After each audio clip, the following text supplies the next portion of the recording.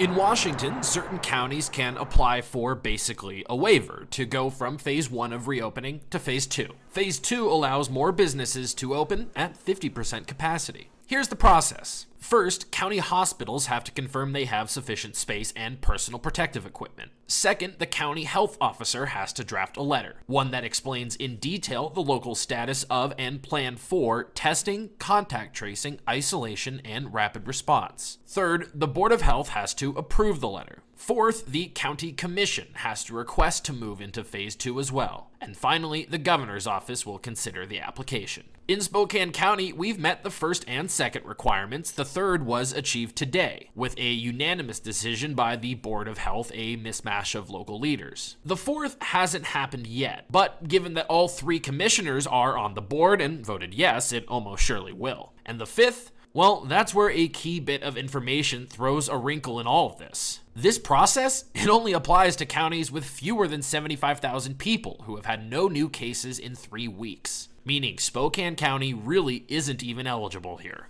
And while we know that we didn't really qualify for that existing process, felt like we had a good case for our community to be able to put that forward.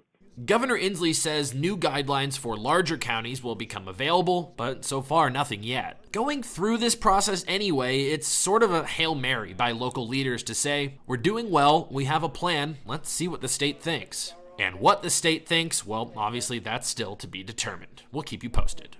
In Spokane, Casey Decker, KREM 2 News.